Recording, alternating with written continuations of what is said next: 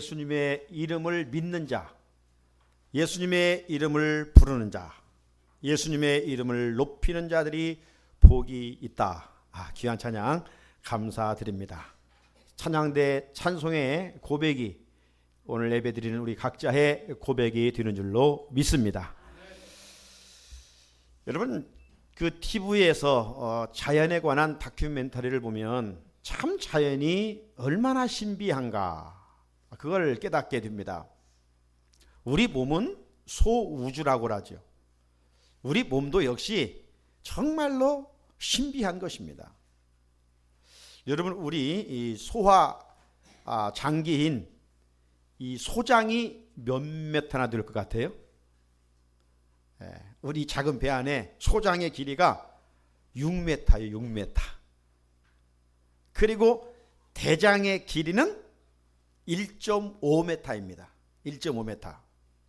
자, 그러면 여러분, 우리 몸속에 정맥, 동맥 합쳐서 이 실핏줄과 모세혈관과 더불어 총 길이는 얼마나 될까요? 답이 나왔어요. 12만 킬로예요. 12만 킬로. 이 12만 킬로 하면 또 상상이 잘 안 가요. 이걸 쉽게 표현해 보면 이 서울에서 부산까지 왕복 900km입니다.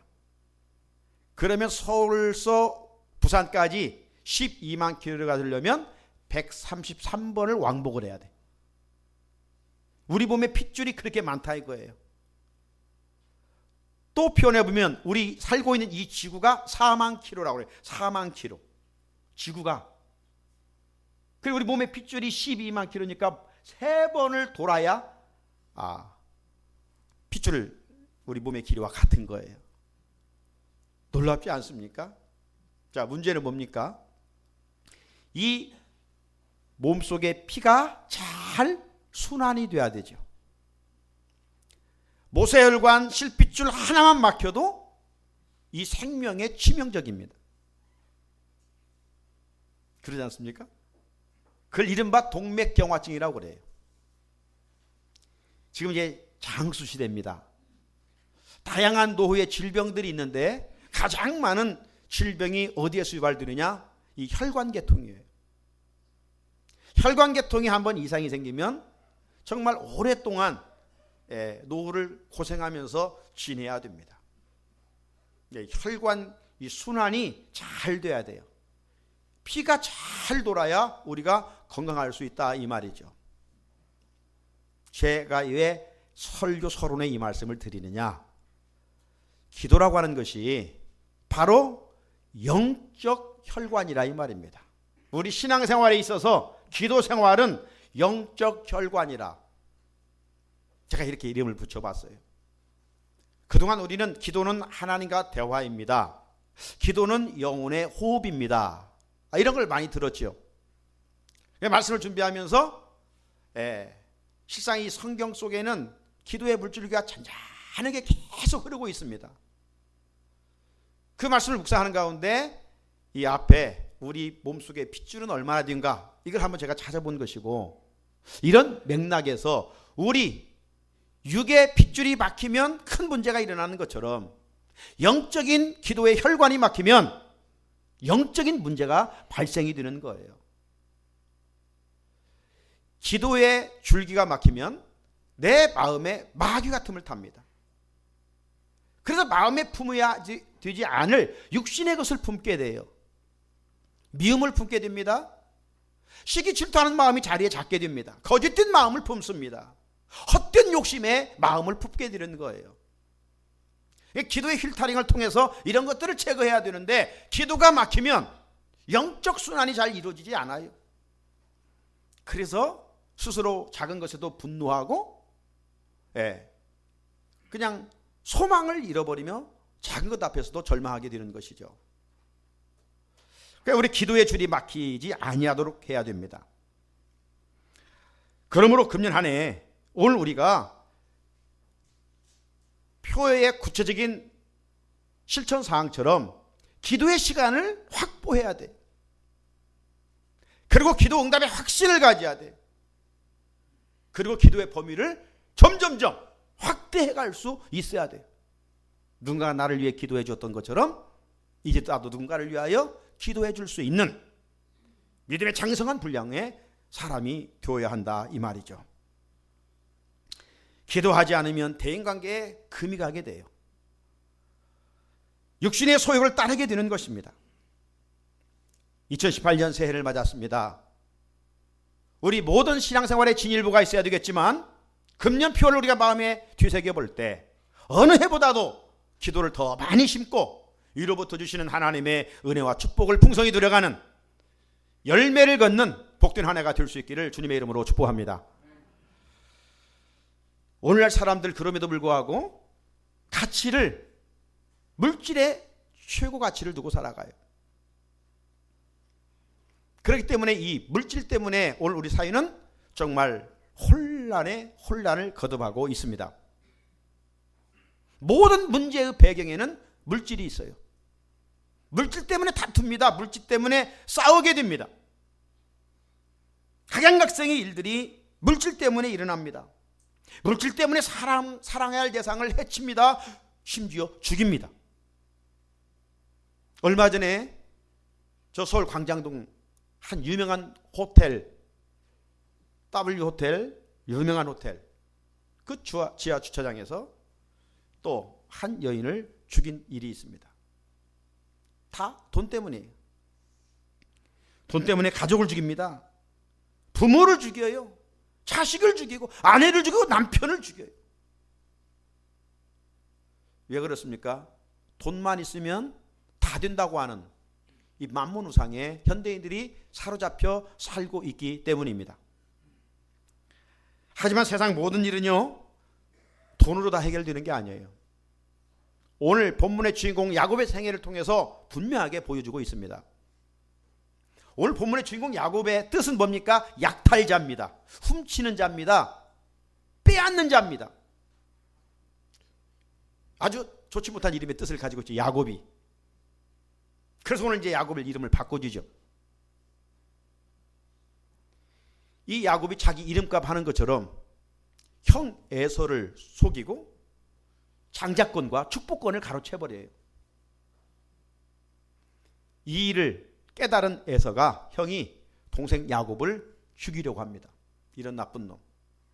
내가 배고프다고 팥죽 한 그릇 가지고 유혹을 해가지고 내 장자권을 빼앗아, 그리고 내 축복권까지 빼앗아 가만히 있을 수 없지. 기회만 되면 동생 야곱을 죽여야겠다고 중얼거립니다. 이 소리를 어머니가 듣게 되는 것이죠. 그래가지고 야곱을 불러서 너 여기에 있다가는 형 에서에게 죽는다. 그러니 내가 살던 고향 하란으로 가라. 거기 가면 유삼촌 집이 있을 텐데 거기에 좀 화가 풀릴 때까지 좀 머물러 있다 돌아오려무나. 그렇게 이야기를 합니다. 그래서 야곱이 이제 정처 없이 집을 떠나서 어머니의 도움으로 어머니의 고향 하란, 자기 유삼촌 라반의 집에서 타향살이를 하게 됩니다. 여러분, 하나님이 정하신 법칙 중에 하나가 심는 대로 거두는 것입니다. 지금 야곱이 형을 속였어요. 아버지까지 형 에서처럼 털을 만들고 목소리 좀 약간 변장해가지고 나이 드신 아버지까지 속였어요. 남을 속인 그가 배나 더 10번이나 유삼촌으로부터 속임을 당합니다. 제일 마음 아픈 속임이 뭡니까? 7년 동안 유삼촌 딸 라헬이 너무 예뻤던 것 같아요. 그래서 나이를 얻게 하여 7년을 하루같이 며칠같이 그냥 수고하였어요. 라헬을 얻기 위해서. 그런데 그 유삼촌이 거짓말을 하잖아요. 이 지역의 풍습은 첫째가 먼저 가지 둘째 딸이 먼저 가는 법이 없다. 아주 진통 속임을 당하죠. 우리가 새해를 채가면서 하나님이 정하신 교훈을 우리가 마음에 새겨야 돼요. 그 교훈이 뭡니까? 금년 행동하기 전 기도를 심어라. 에레미야 33장 3절과 갈라디아서 6장 7절 말씀인데, 갈라디아 6장 7절 말씀이 뭡니까?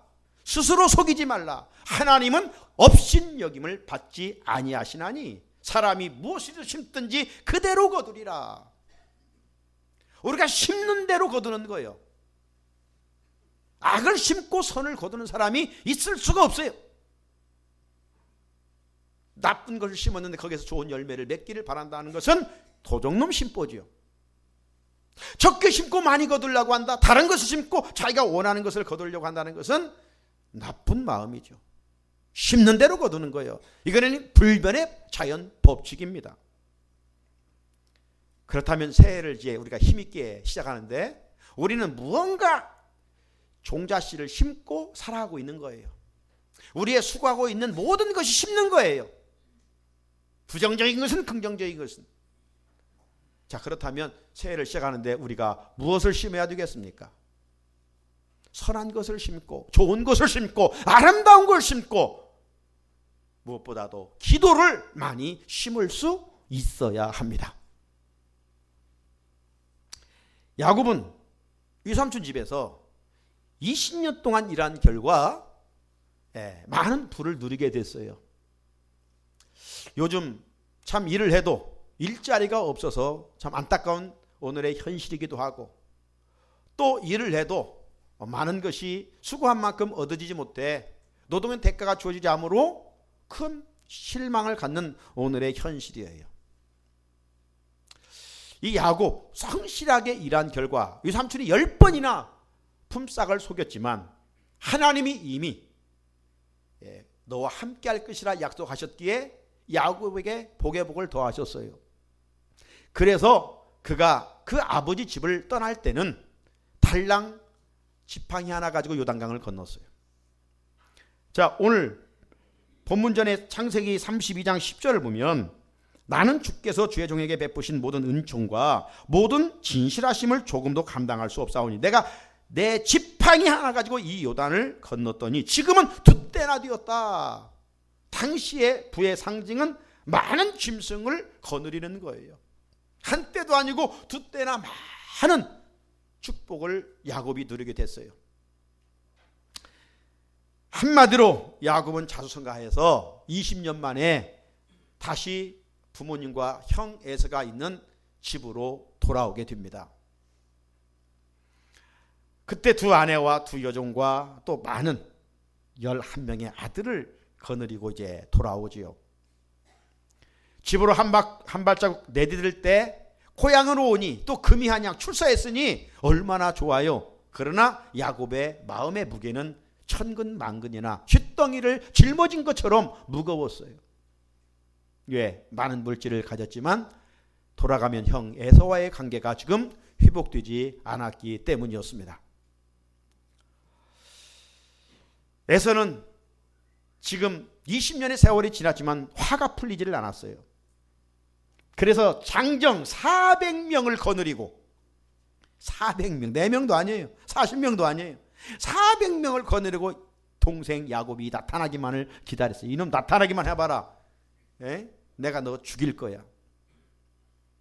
이런 아주 막 격한 감정에 사로잡혀 있었습니다. 자, 이런 양쪽 진영의 상황 속에서 야곱이 형을 만나고 집으로 한 걸음 한 걸음 내려오다가 이제 마음에 큰 염려, 근심, 걱정이 생깁니다.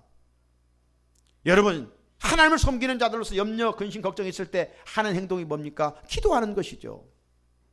그래서 야곱이 기도를 합니다. 창세기 32장 11절을 보면 내가 주께 간구하오니 내 형의 손에서 에서 손에서 나를 하나님 건져 주십시오.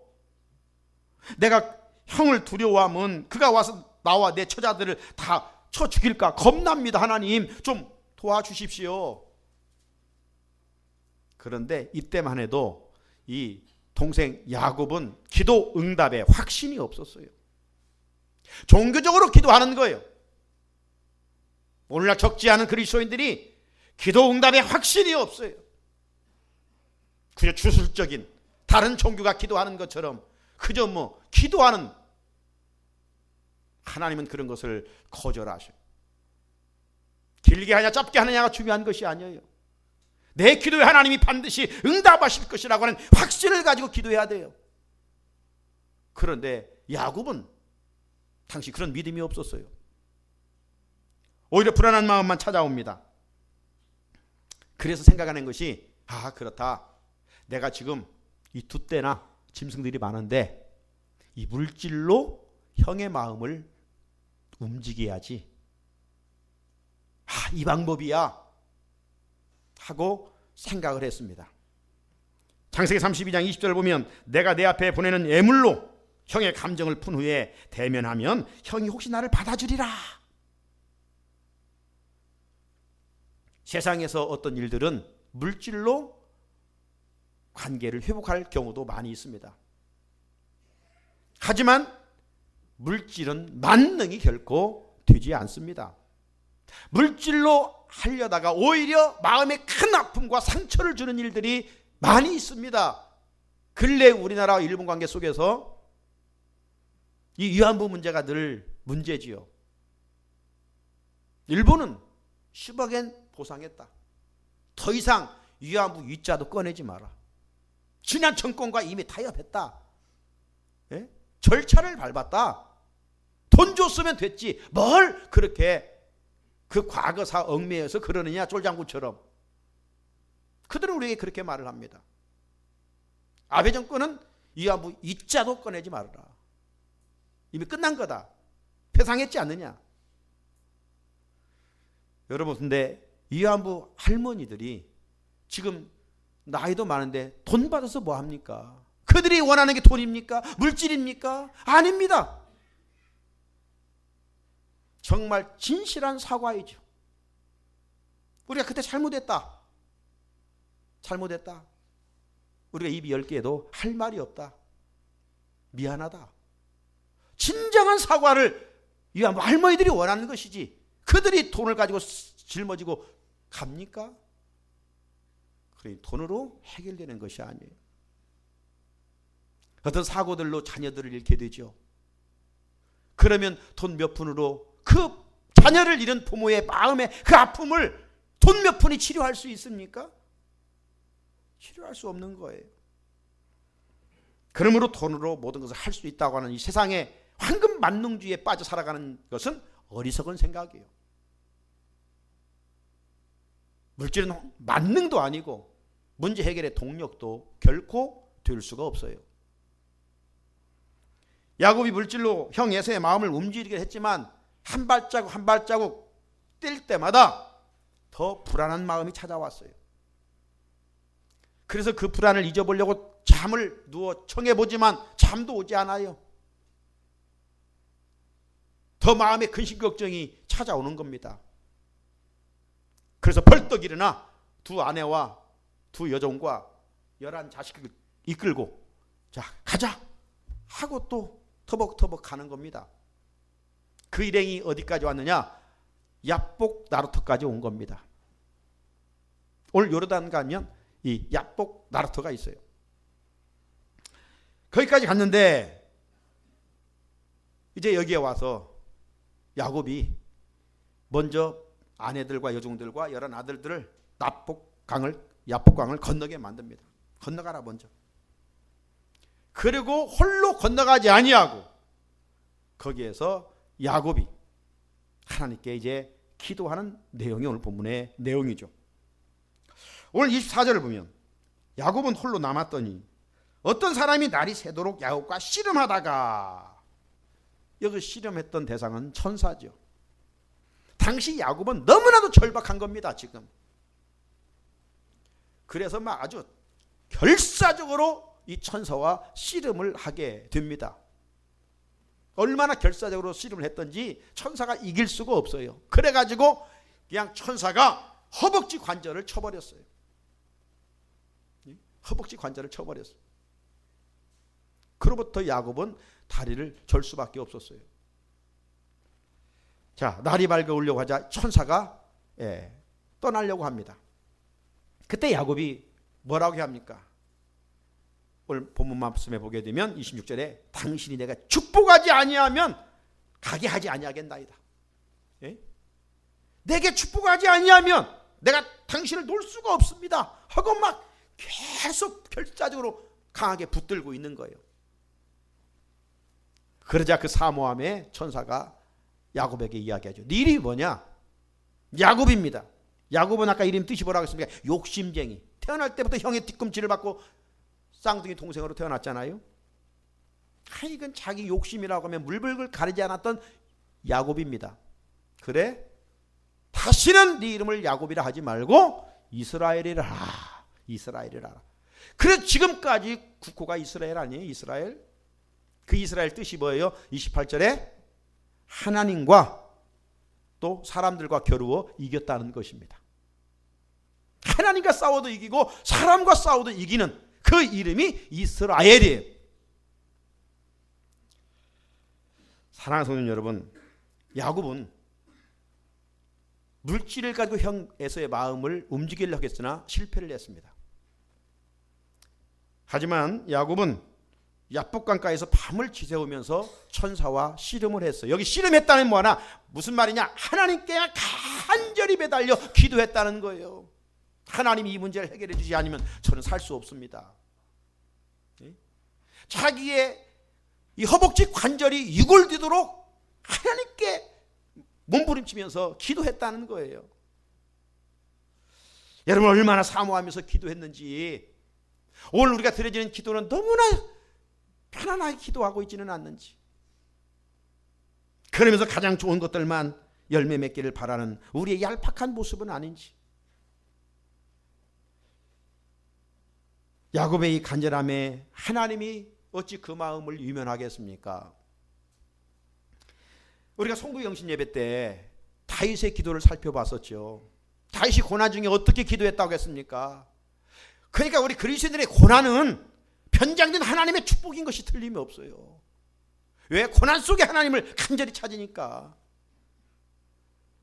거기 시편 69편 3절 보게 되면 피곤하도록 기도하고 목이 마르도록 목이 타도록 기도했고 눈이 쉬하도록 기도했다고 그랬어요.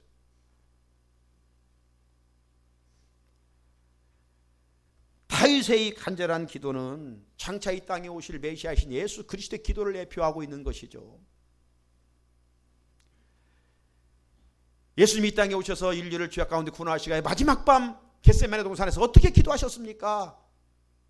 기도가 필요 없으신 그 주님이 겟세마네 동산에서 마지막 밤 어떻게 기도했냐고요? 누가복음 22장 44절 같이 한번 읽어볼까요? 시작. 예수께서 힘쓰고 애써 더욱 간절히 기도하시니 땀이 땅에 떨어지는 핏방울같이 되더라. 아멘.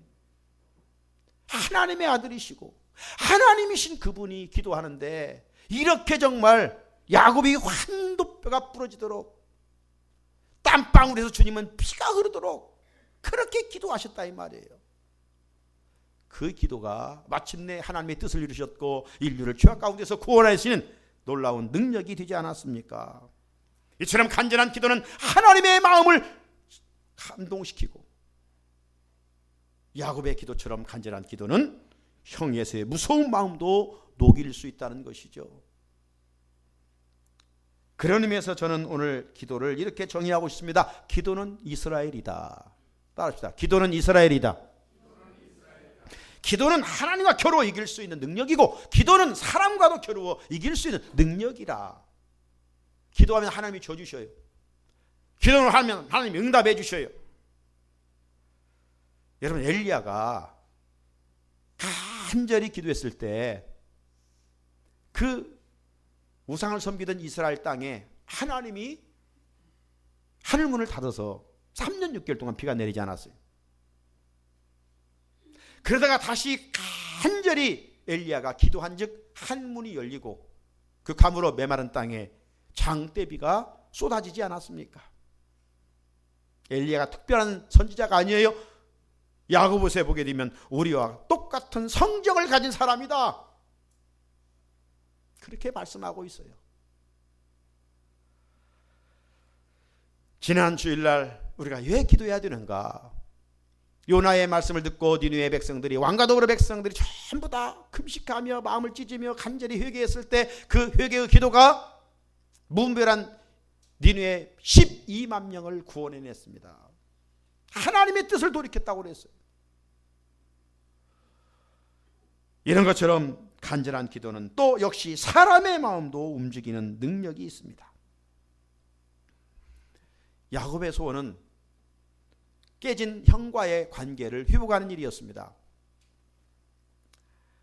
왜냐하면 억울하게 동생에게 모든 것을 다 빼앗겨 버렸기 때문입니다.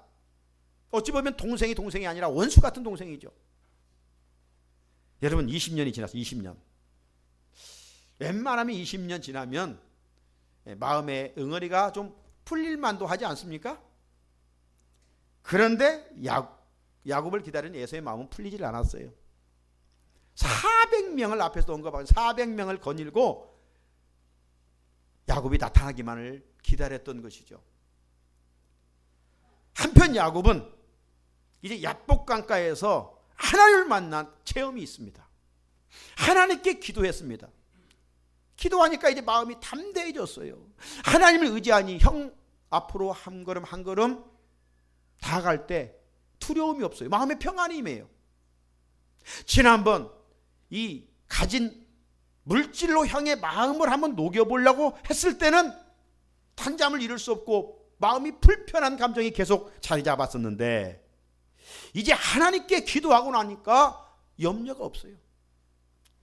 마음이 담대함이 있어요.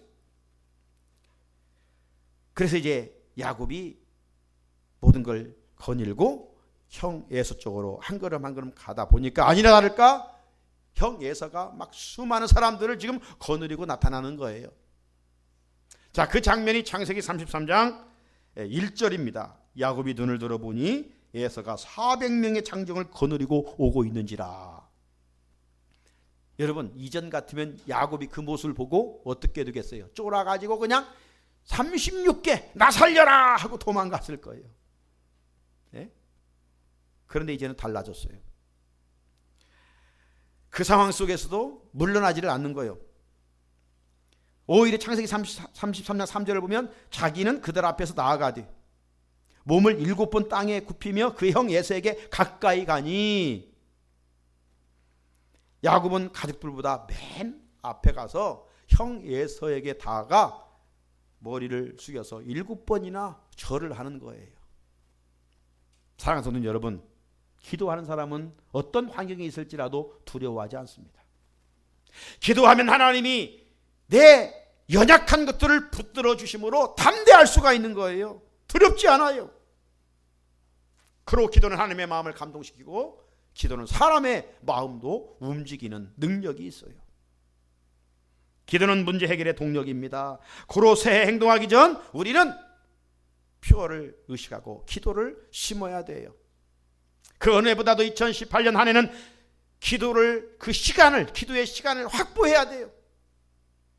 그리고 처음에 기도했던 야곱처럼 기도응답에 확신이 없으면 그건 시간 낭비예요.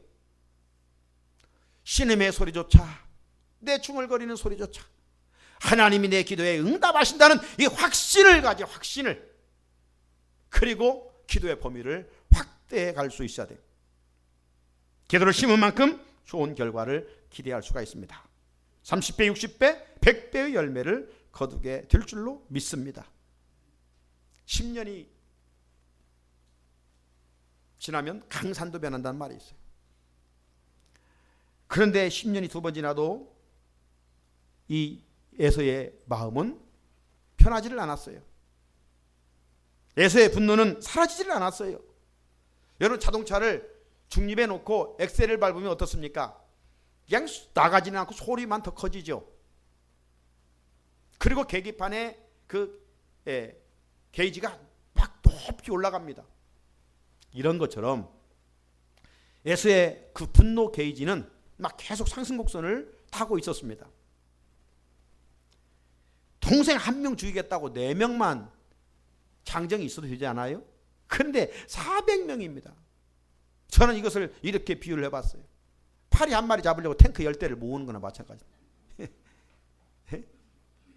지금 에서가 야곱을 죽이려고 지금 몸부림치고 있어요. 그런데 드디어 기다렸던 동생이 눈앞에 나타났어요. 원수 같은 동생이 드디어 눈앞에 나타났어요. 그럼 형 에서가 그때 어떻게 반응했느냐? 상상할 수 없는 일이 일어납니다. 창세기 33장 4절 같이 한번 읽어볼까요? 시작. 에서가 달려와서 그를 맞이하여 안고 목을 어긋맞추어 그와 입 맞추고 서로 우니라. 인간적으로 보면 지금 동생 야곱이 형 미안해, 내가 잘못했어, 내가 나쁜 놈이야, 내가 욕심이 너무 많았어, 참 얼굴 별 면목도 없어, 용서해줘, 내가 가진 거 있는데 형 좀 드릴게, 정말 제발 용서해줘, 이러면서 사정해야 지금 이 분위기가 정상이에요. 그런데 웬일인지 누가 먼저 달려갔어요? 에서가 달려갔어요. 에서가. 왜 달려갔어요? 너 이놈 잘 나타났다, 너 오늘 제삿날이다. 그러려고, 죽이려고 지금 에서가 달려갔습니까? 아니에요. 오늘 본문에 보게 되면 에서가 그를 맞이하여, 동생 야곱을 맞이하여 안고 목을 어긋맞추고 입을 맞추고 너무 감정이 폭발해서 왜 인자 이놈아 이제 나타났냐고 막 눈물을 흘리는 거예요. 누가? 에서가. 방금 전까만 해도 막 400명 데리고 이놈 나타나게만 해봐라, 죽이려니까. 막 죽이려니까. 그런 지금 악에 받쳐 있었던 야곱인 에서인데, 그런데 대신 20년 동안 동생 야곱을 그리워하고 사모하고 막 기다렸다는 듯이 사랑함과 그리움으로 달려가 얼싸안고 있는 거예요. 사랑하는 성도 여러분, 무엇이 분노하던 에서의 마음을 녹였냐 이 말이에요. 무엇이? 물질이었습니까? 아니에요. 약복강가의 기도였어요. 기도할 때 하나님께서 시공을 초월하여 역사하셔서 막 분을 내고 억울해하던 에서의 마음을 다스려 버렸어요. 그 분노를 사라지게 하셨어요. 그리고 그 마음에 동생을 긍휼히 여기는 마음, 사랑하는 마음을 주게 된 거예요. 이게 기도의 능력인 줄로 믿습니다. 우리에게 대인관계에 금이 간 모습들이 있습니까? 가족들 간에, 일가 친척들 간에 금이 간 모습이 있습니까?